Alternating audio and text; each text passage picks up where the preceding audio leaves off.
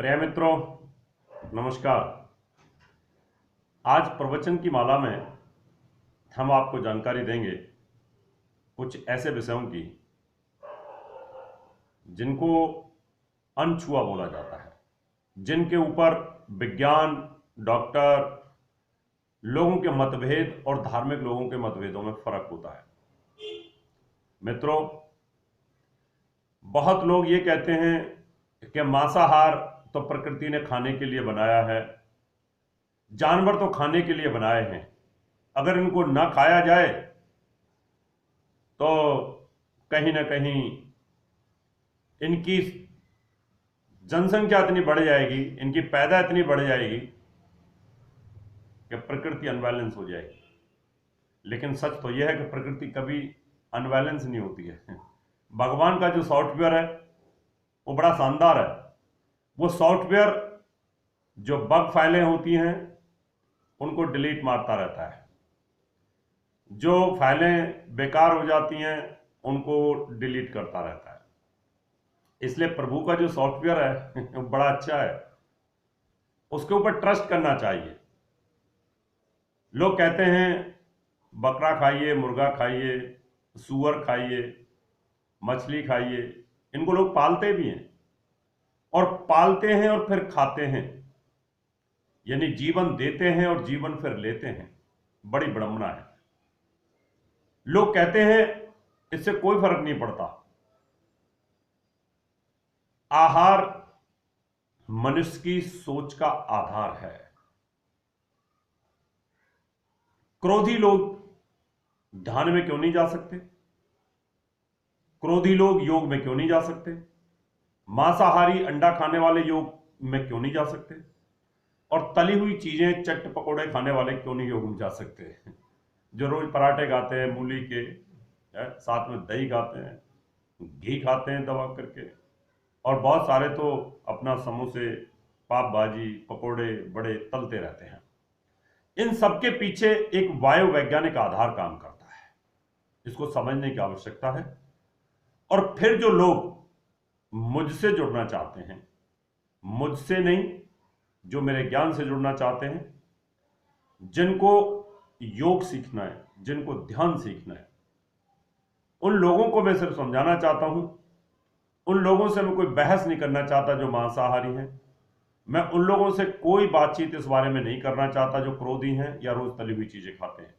अगर आपको ध्यान में जाना है, अगर आपको योग में जाना है, अगर आपको समाधि में जाना है, अगर आपको भगवान का रास्ता ढूंढना है, तो उसमें आपको कहीं ना कहीं निश्चित तौर पर इन चीजों को छोड़ना पड़ेगा। अब मैं आता हूं कि आखिर क्रोध करने से आप ध्यान में क्यों नहीं जा सकते, और आप मांसाहार के कारण ध्यान और योग में क्यों नहीं जा सकते? मांसाहारी व्यक्ति हमेशा क्रोधी क्यों रहता है? हमेशा वो गाली गलौज क्यों देता है? हमेशा वो आग बबूला क्यों रहता है? वो शांति क्यों नहीं रखता? जितने भी मांसाहारी लोग हैं या जितना भी तला हुआ खाने वाले लोग हैं, इनको आलस क्यों आता है? इनका पेट बाहर क्यों निकल जाता है? इनके कुछ वायुवैज्ञानिक आधार होते हैं, मैं आपको बता देता हूं। अगर आप मांसाहार करते हैं तो मांसाहार क्रोध की जननी है। आप जानवर का मांस खाते हो, उस जानवर के मांस में जानवर का खून होता है, और आपका जो खून होता है वो मनुष्य का खून है।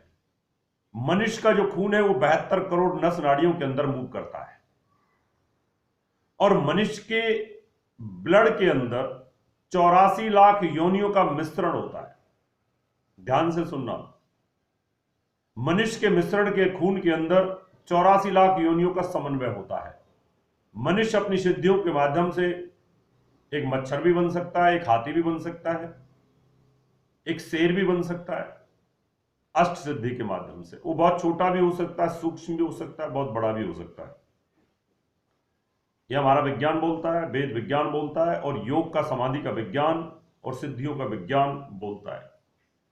ये खूबियां आपने बहुत अच्छे तरीके से रामायण और महाभारत में बहुत अच्छे तरीके से देखी हैं, और वहां स्वयं कृष्ण भगवान ने इनका जिक्र भी किया है। और ये सिद्धियां आपने हनुमान जी को भी देखा है, बड़े आराम के साथ हनुमान जी अपना विशाल रूप बनाते थे और बहुत छोटा भी सूक्ष्म कर लेते थे। ये सिद्धियां राक्षसों के पास भी थी। इसलिए मेरे प्यारे शिष्यों और मित्रों, अगर आप वाकई हिंदू हैं और हिंदू धर्म की रक्षा करना चाहते हैं और इसको सीखना भी चाहते हैं, तो आपको इस बात को मानना ही होगा कि अगर आपने अपने शरीर के अंदर जो 84 लाख योनियों का खून है, उस खून के अंदर एक जानवर का खून अगर बढ़ा दिया, जानवर का एक एलिमेंट अगर आपने बढ़ा दिया, तो आपके अंदर पाशविकता आ जाएगी, आपके दिमाग में पाशविकता आ जाएगी, आपके दिमाग के अंदर क्रोध आ जाएगा। और जब क्रोध आएगा तो आपकी अशांति छिन जाएगी, अशांति छिन जाएगी तो मन छिन्न होगा, और जब मन छिन्न होगा तो अंतःकरण बेचैन होता है, और जब अंतःकरण बेचैन होता है तो आपका शरीर बेचैन होता है। जब शरीर बेचैन होता है तो आपके पांचों प्राण बेचैन होते हैं, और जब पांचों प्राणों का समन्वय डिस्टर्ब होता है तो पांचों इंद्रिय और 5 कर्मेंद्रिय भी डिस्टर्ब होती हैं। जब पांचों प्राण ही अगर आपके अशांति में चले गए, छिन्न भिन्न हो गए, तो शरीर को योग में और ध्यान में लाने के लिए प्राणों को लय में लाना जरूरी होता है। अगर प्राणों को लय में अगर हम लेके आते हैं तो ही जाकर के आप ध्यान में जा सकते हैं, तभी आपका चित्त शांत होगा, और तभी जाकर के आप योग में भी जा सकते हैं। ये तो प्रकृति का नियम है। पानी जब ठहर जाता है तो शीशे की तरह दिखता है, बिल्कुल साफ सुथरा दिखता है। जब उसमें लहरें चलती रहती हैं तो आपके चेहरे भी हजार नजर आते हैं। जब शरीर शांत हो जाता है, बिल्कुल शांत हो जाता है, लहर के बिना हो जाता है, तो फिर आपका जो विजन है, आपकी मन और आत्मा की क्षमता है, वो प्रभु को एकदम शीशे की तरह देखना शुरू कर देती है कि जिस शीशे में दिखाई दे रहे हैं। इसको करना पड़ेगा आपको। मेरी बातों से कुछ लोग मत भिन्न जरूर हो सकते हैं, जो मांसाहारी हैं, जिनको स्वाद लगा हुआ है। जीव का जो स्वाद है और जीव के जो स्वाद का आनंद है वो तो मांसाहार में हो सकता है, लेकिन आत्मा का स्वाद ये नहीं है, प्राणों का स्वाद ये नहीं है। उनका स्वाद तो अंतर्मन चित्त जो होता है, जो चित्त का जो आनंद होता है, जो आत्मा का आनंद होता है, वो उसका स्वाद होता है। अगर आपने मांसाहार किया, उस ठीक है, आपने किसी जानवर की हत्या नहीं की, आपने मरे हुए जानवर को जाकर के घर में पका लिया, मारा किसी और ने, काटा किसी और ने, आपने खाया है। हो सकता है वो पाप आपको ना लगे, आप तो सिर्फ उस मुर्दे को खा रहे हैं जिस मुर्दे का कोई अस्तित्व नहीं है। उस मुर्दे को भी नहीं पता कि मुझे कौन पका के खा रहा है, लेकिन जो काट रहा है उसको, जो उसकी आत्मा की जो पाप की तीव्रता है, वो तो उसको लगेगी अवश्य। मैं इस बात पे नहीं जाना चाहता कि मांसाहारी को पाप लगेगा, क्योंकि वो तो जैसे एक मिट्टी को खाते हैं, ऐसे ही मांस को, मुर्दे को खाता है। मछली मरी हुई है, वो मुर्दा है, मिट्टी है, उसको खा रहा है वो। मुर्गा किसी ने काट दिया, मार दिया, हलाल कर दिया, वो उस मिट्टी को खा रहा है। लेकिन उस मिट्टी को खाने का दोष आपके शरीर को डिस्टर्ब करता है। 84 लाख योनियों का मिश्रण हमारे शरीर में है। 84 लाख योनियों में से एक खून मुर्गे का अगर आपने अपने शरीर में बढ़ा दिया, तो मुर्गे का जो एलिमेंट है, मुर्गे का जो स्वभाव है, मुर्गे के मांस में और जो खून में और उसकी कोशिका में, उसकी सेल में, उसके अवयवों में, वो हमारे स्वभाव में आ जाता है। और जब हमारे स्वभाव में वो आ जाएगा तो मुर्गा तो कभी शांत हो ही नहीं सकता, बकरा कभी शांत हो ही नहीं सकता। अगर आप सुअर का मांस खाते हो तो आपके अंदर वही एलिमेंट आएगा, आपकी बुद्धि भ्रष्ट मलिन हो जाएगी। इसलिए मांसाहारी व्यक्ति को यम और नियम के तहत, अष्टांग योग में यम और नियम के तहत मांसाहार छोड़ना पड़ेगा, अंडा छोड़ना पड़ेगा। आप किसी के भ्रूण को खाते हो, वो पाप लगेगा आपको, उसका दोष आपको लगेगा। अगर आपने वो मांस खाया तो वो आपके शरीर में ही बनेगा। आपने बकरे का, मुर्गे का, गधे का, ऊंट का मांस खाया, भैंसे का मांस खाया, कोई भी जानवर का, पक्षी का मांस खाया, तो उस पक्षी के एलिमेंट आपके खून में बढ़ेंगे, और जब खून में बढ़ेंगे तो आपके 84 लाख योनियों में वो खून दौड़ेगा, वो रुधिर वो हर नली में दौड़ेगा, नासिकाओं में दौड़ेगा वो कहीं ना कहीं। तो आपके पांचों प्राण, पांचों इंद्री सब डिस्टर्ब हो जाएंगी, आपका स्वाद डिस्टर्ब हो जाएगा, आपकी सूंघने की क्षमता डिस्टर्ब हो जाएगी। आप बहुत ज्यादा मांस जहां बन रहा होगा तुरंत बता देंगे कि यहां मांस बन रहा है, हमें नहीं पता चलेगा, क्यों, हमें उसका टेस्ट ही नहीं पता। शराबी को शराबी का पता चल जाता पी रखी है। तो आपकी जो इंद्रियां हैं वो मांसाहारी होने के कारण वो इंद्रियां उसी जानवर का रूप लेना शुरू कर देती हैं, इसलिए आपका चित्त छिन्न भिन्न हो जाता है। और जिसका चित्त छिन्न भिन्न हो गया, उसका मन छिन्न भिन्न हो गया, उसके पांचों प्राण छिन्न भिन्न हो गए, तो वो एकाग्रता ले ही नहीं सकता। और जब एकाग्रता ले नहीं सकता तो आप ध्यान की कल्पना कर ही नहीं सकते। आप सुबह 2 पराठे खा लेते हो और फिर बोलते हो गुरुजी ध्यान नहीं लगता। शाम को तला हुआ पूड़ी खाते हो, छोले भटूरे खाते हो, पाव भाजी खाते हो, फिर आमलेट खा लेते हो, फिर बोलते हैं गुरुजी ध्यान नहीं लगता। 5 मिनट बैठते हैं तो 5 मिनट में हमारा चित्त डिस्टर्ब हो जाता होगा। आपको अगर ध्यान में जाना है, प्रभु की भक्ति करनी है, तो आपके अपने शरीर को शुद्ध करना पड़ेगा। और शरीर शुद्ध करने के लिए आपको अपने जो 24 तत्व हैं शरीर के, उनको शुद्ध करना पड़ेगा। बाहर का स्नान कर लेते हैं, शरीर शुद्ध हो जाता है, बदबू हट जाती है, बाल साफ हो जाते हैं, दाढ़ी साफ हो जाती है, आंख में से ढीढ़ निकाल लेते हो, कान साफ कर लेते हो, आप अपने अंगों को साफ कर लेते हो। तो बाहरी बदबू को तो आप हटा सकते हो, आपने डीओ भी लगा लिया, साबुन भी लगा लिया, शैम्पू भी लगा लिया, लेकिन अंदर की शक्ति को कौन करेगा साफ? अंदर की जो शक्ति है, अंदर का जो शरीर है, जो सूक्ष्म शरीर है, उसको कैसे साफ किया जाए, उसका एक एक अंग कैसे साफ किया जाए, वो अंग तो तभी साफ हो सकता है जब आपका खून साफ होगा। बाहर का शरीर तो आप स्नान से, शैम्पू से, साबुन से साफ कर सकते हो, लेकिन अंदर के शरीर को खून से साफ करना पड़ता है। जितना खून साफ होता चला जाएगा तो उतना ही आपका जो रुधिर है, वो खून है, वो आपके एक एक आंतरिक अंग को साफ कर देगा, आपकी अंदर की आंखों को साफ करेगा, आपके त्रिनेत्र को साफ करेगा, आपकी सोच को साफ करेगा, आपके स्वाद को साफ करेगा, आपके पांचों प्राणों को साफ करेगा, आपके जो अंतःकरण के ऊपर मांस की जो चर्बी जमी उसको साफ करेगा। इसलिए आंतरिक खून जितना आपका शुद्ध होगा उतना ही आप अच्छे हो जाएंगे। मांसाहार छोड़ेंगे, तामस स्वभाव हट जाएगा, तामस प्रवृत्ति हट जाएगी, क्रोध कम हो जाएगा, शांति आएगी, कूल होने शुरू हो जाएंगे। और जैसे जैसे आपका शरीर कूल होना शुरू हो जाएगा, आपके दिल की धड़कन आपके काबू में आ जाएगी। और आपके दिल की धड़कन जब आपके काबू में आ जाएगी तो आपको आनंद ही आनंद आना शुरू हो जाएगा। आपको लगेगा कि मैं अब बहुत कम साधना पर मुझे ध्यान आ रहा है, मुझे बहुत कम साधना पर मुझे योग आ रहा है। यही, मैं ये नहीं कहता मांसाहार का मैं बहुत विरोधी हूं, विरोधी तो हूं, पर मैं उन लोगों को तकलीफ नहीं देना चाहता जिनकी स्वाद में मांस लगा हुआ है। ऐसे ही स्वाद तो पराठे खाने वालों को भी हो सकता है, पूड़ी खाने वालों को भी हो सकता है, स्वादिष्ट भोजन वालों को भी हो सकता है। अब ये जो तली हुई चीजें खाते हैं, ये आपके शरीर में जाती है।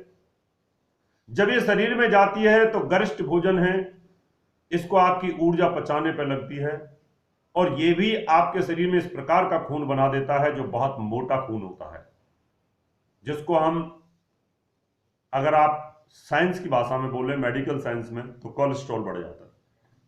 शरीर में जो पतली पतली नलियां हैं, बहुत बारीक जो आपकी वेन्स हैं, उनमें जब गाढ़ा खून हो जाता है तो आगे ब्लॉक हो जाती हैं, बहुत सारी चीजें काम नहीं करती हैं, आपकी काम नहीं करती हैं। तो ध्यान की प्रक्रिया में तो आपको सारी 84 लाख योनियां हैं, जो उनका जो मिश्रण है शरीर में, वो सब काम करना शुरू कर देता है।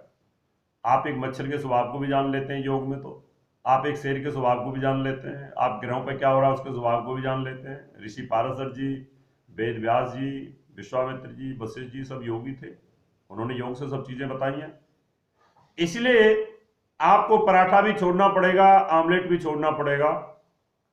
आपको तामस भोजन अगर छोड़ देंगे तो आपका क्रोध कंट्रोल हो जाएगा, और जब क्रोध कंट्रोल हो जाएगा तो फिर आपके चित्त में शांति आनी शुरू हो जाएगी।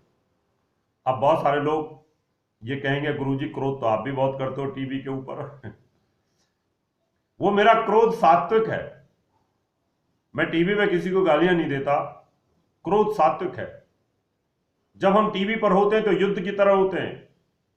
कोई व्यक्ति अगर हमारे सामने गलत बात करता है, धर्मविहीन बात करता है, दुराचारी बात करता है, तो हमारा वेद का विज्ञान यह कहता है कि ऐसे व्यक्ति को साम दाम दंड भेद की नीति का इस्तेमाल करके दबा देना चाहिए। और उसका इस्तेमाल तो ऋषि दुर्वासा जी भी करते थे, ऋषि द्रोणाचार्य ने भी किया, कपिल मुनि ने भी किया, बड़े बड़े ऋषि भारद्वाज जी ने भी किया, सभी करते रहे। वो बुराई की बात नहीं। जब आप युद्ध के मैदान में होते हो, शास्त्रार्थ के मैदान में होते हो, और कोई व्यक्ति आपकी बात को अगर नकार देता है, वेदों की बात को नकार देता है, पुराणों की बात को नकार देता है, और उपनिषदों की बात को नकार देता है, रामायण भागवत और गीता को नकार देता है, तो क्रोध के माध्यम से उस व्यक्ति को वहीं पर दबा देना चाहिए। यह नीति कहती है, यह विदुर नीति भी बोलती है, और यह चाणक्य नीति भी बोलती है, और यह हमारी मनुस्मृति भी बोलती है। ये स्मृतियां सभी यही बोलती हैं। अगर आप धर्म की बात को अधर्मी के माध्यम से सुन के बैठ जाते हो तो यह भी अधर्म में आता है, यह भी पाप में आता है। तो मैं पाप का भागी नहीं बन सकता। अगर मेरे सामने टीवी में कोई गलत बात करता है तो मुझे बोलना पड़ता है, और क्रोध के साथ बोलना पड़ता है, क्योंकि क्रोध एक ऐसी चीज है, इसका जो वेग होता है, इसके शब्दों के जो बाणों की तीव्र गति होती है, सामने वाले की ध्वनि तरंगों को काट देती है और उसके दिमाग को हिप्नोटाइज कर देती है, और उसके बाद उसको सोचने पर मजबूर होना पड़ता है कि नहीं, ये गुरुजी जो कह रहे हैं, धर्मगुरु डॉक्टर रावल जी ठीक ही कह रहे हैं। वो क्रोध मेरा सात्विक क्रोध है, वो पाशविक क्रोध नहीं है, वो हिंसक क्रोध नहीं है। इसलिए क्रोध करना बुराई की बात नहीं है। मैंने अपनी किताब में दिव्य ज्ञान में लिखा है, क्रोध आपको सुरक्षा देता है, क्रोध आपके ज्ञान की रक्षा भी करता है, क्रोध आपके परिवार की सुरक्षा करता है। तो लेकिन जब ध्यान और योग की बात आती है तो उस क्रोध को त्याग देना चाहिए, या आपके पास में इतनी क्षमता होनी चाहिए कि क्रोध को छोड़ दें। मान लो अगर आपके पास इतनी शक्ति है कि आप हवाई जहाज में बैठे हो, तो बड़ी तुरंत आपने बॉडी को कमांड दिया और साथ में आपने ध्यान लगाना शुरू कर दिया, तो ध्यान में लग जाएगा आपका। इसलिए हमारा जो अष्टांग योग है ऋषि पातंजलि का, और इससे पहले भी था, प्रकृति की उत्पत्ति के साथ ये योग हमें मिला, प्रकृति की उत्पत्ति के साथ, सृष्टि की उत्पत्ति के साथ ये ज्ञान हमें मिला, ये सारी चीजें हमें मिली हैं।